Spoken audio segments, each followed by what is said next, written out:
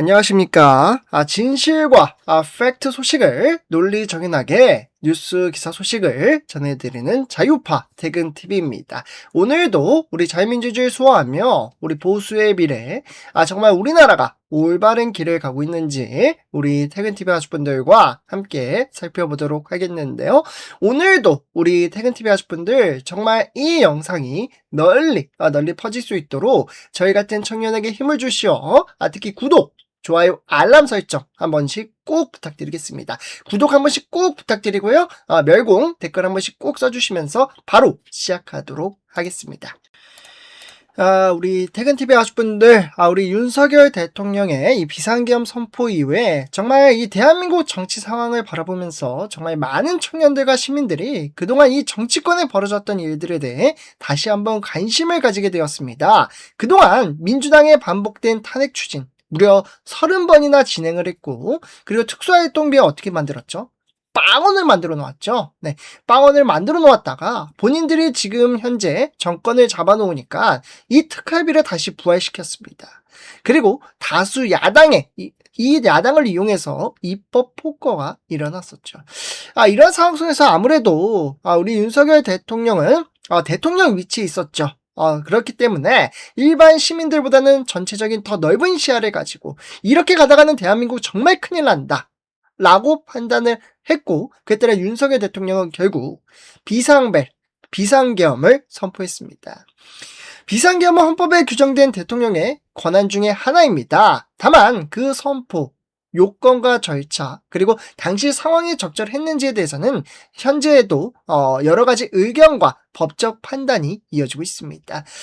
그런 상황 속에서 지금 민주당은 지속적으로 윤석열 대통령이 3심 재판이 나오지도 않았는데 내란 그리고 국민의힘에는 내란 정당이라고 이야기를 합니다.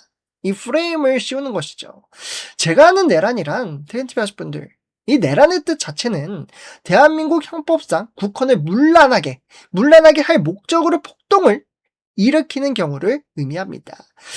윤석열 대통령의 비상계엄 선포 당시 국회에 군 병력이 투입이 됐지만 당시 현장에는 사망자나 크나큰 인명피해가 발생하지 않았고 국가 시스템의 문제점을 확인하기 위한 조치였습니다. 또한 비상계엄 당시 이 국회보다 중앙선거관리위원회의 병력이 더 많이 투입되지 않았습니까? 그 말은 즉 한국 선거 시스템 부정선거에 대한 의혹을 바로잡기 위해 윤석열 대통령은 비상계엄 선포를 했다라고 재판장에서 이야기를 했었죠. 이에 따라 윤석열 대통령 측과 지지자들은 대한민국 선거 시스템 문제를 확인하고 바로잡기 위한 목적이었다라고 이야기를 합니다. 특히 이번 6.3 지방선거 과정에서 투표용지 부족 사태가 발생을 했고 많은 국민들이 선거관리 과정에 대한 의문을 제기했고 여러 가지 의혹들이 나오면서 철저한 확인과 검증이 필요하다는 이야기도 계속해서 나오고 있습니다. 아무래도 선관위는 우리 퇴근TV 가족분들도 아시다시피 독립된 기관이기 때문에 투명해야 합니다. 선거라는 것은 민주주의에서 가장 기본 아니겠습니까? 국민 한 사람 한 사람의 참정권이 보장되고 국민들이 선거 결과와 절차를 신뢰할 수 있어야 대한민국 민주주의도 유지될 수 있는 것이죠. 그렇기 때문에 이번 논란 역시 정치적인 편 가리기가 아니라 제도적으로 부족한 부분이 있다면 개선하고 사실관계를 명확하게 확인하기 위해서 국민들이 믿을 수 있는 투명한 선거 시스템을 만드는 것이 가장 중요하다는 것이죠. 그렇다면 이번 상황을 두고 전한길 선생님은 이 윤석열 대통령에 대한 생각, 그 영상을 함께 살펴보도록 하겠습니다. 오늘 내용 정말 중요하니까요. 영상 끝까지 시청 부탁드리고요. 좋아요 그리고 멸공 댓글 한 번씩 부탁드리겠습니다. 좋아요 한 번씩 꼭 눌러주세요. 낯선 어느 순간 내란이라는 게 온 세상을 진동하고 그 속에서 국민들은 개몽이 돼가지고 그리고 비상계엄 계기로 해서 우리가 먹고 살기 바빠가지고 그동안 외면했던 탄핵 29건 30건의 탄핵을 몰랐잖아요. 알고 보니까 더불어민주당과 이재명은 윤석열 대통령 신분인가 맞는 거예요. 22건에 당신은 22건이었어요. 그 뒤로 29건까지 갔죠. 탄핵은요 22건의 탄핵을 우리나라 1948년 헌정 이래로 다 합쳐도 22건이 안 돼요. 그런데 무슨 놈의 그 2년 반 동안에 주요 감사원장, 검사, 방통위원장, 법무부 장관까지 전부 다 행정관료 마비시킨 거 아닙니까? 이게 뭐하고 똑같은지 아세요? 각본이 다 맞아 들어간다니까요. 그리고 감사하니까 또 감사원장 또 탄핵하고. 결국 윤석열 대통령 신문이 날렸잖아요. 그 대통령 특감비 83억 또 전부 다 빵을 만들어버리고. 결국은 움직일 수가 없잖아요. 국민들은 대통령을 선택했어. 그런데 의회 권력을 이용해서 대통령을 식물인간으로 만든대요. 윤석열 대통령 어쩔 수 없이 그런 경우는 마지막 대통령 대권 행사했지 않습니까? 그게 뭔가요? 그게 비상계엄이에요. 따라서 비상계엄은요, 대통령의 고유한 통치권 행사예요. 결국은, 그런데 민주당, 우리 이영동 감독하고 제가 만든 영화에 보면 나오잖아요. 이미 우리 김현태 단장님도 이야기하셨어요. 뭐를? 우리 합참본부 안에는 개업과가 있어요. 그 개업과에다가 김민석이가 그 전부터 물어봤대요. 개업이 어떻게 되면 선포되면 어떻게, 그런 걸 미리 다 짜여져 있던 거예요. 쉽게 말하면 세월호 사건을 계기로 박근혜 대통령을 탄핵시키기로 각본이 짜여져 있고, 비상계엄을 선포하게 만들어놓고 내일 안으로 몰아서 윤석열 대통령을 탄핵시키는 각본이 다 짜여져 있었다고. 여러분, 이번 6.3 선거도 짜여졌다 그랬잖아요. 사전투표 각본이 다 짜여졌다고요. 이런 것을 우리가 진짜 열린 눈으로 진실을 바라봐야 됩니다. 여러분, 자, 보십시오. 박근혜 대통령 그렇게 탄핵시켰죠? 그리고 문재인 정권이 들어섰지 않습니까? 공산당 아닙니까? 문재인은 간첩이에요.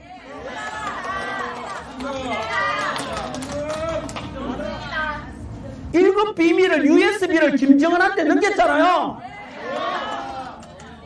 윤석열 대통령 평양에 무인기 보냈는데 그게 적을 이롭게 한 것이라면 문재인은 USB를 군사기밀을 직접 지명을 넘겨줬어요.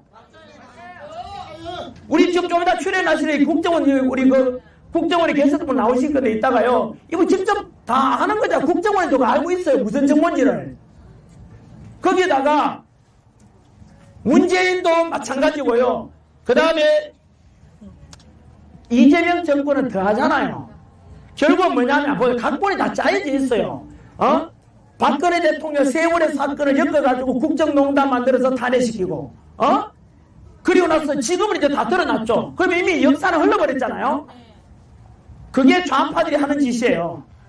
거짓말 사기 쳐놓고 그 뒤로 나몰라라예요. 흐지부지 넘어가잖아요.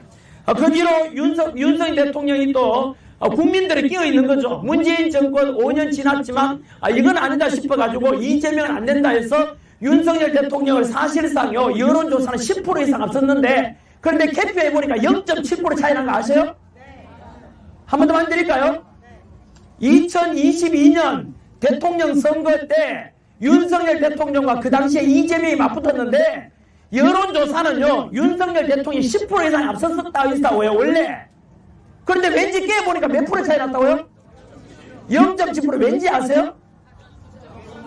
바로 가짜 투표용지 이재명 표를 200만 표를 집어넣은 거예요.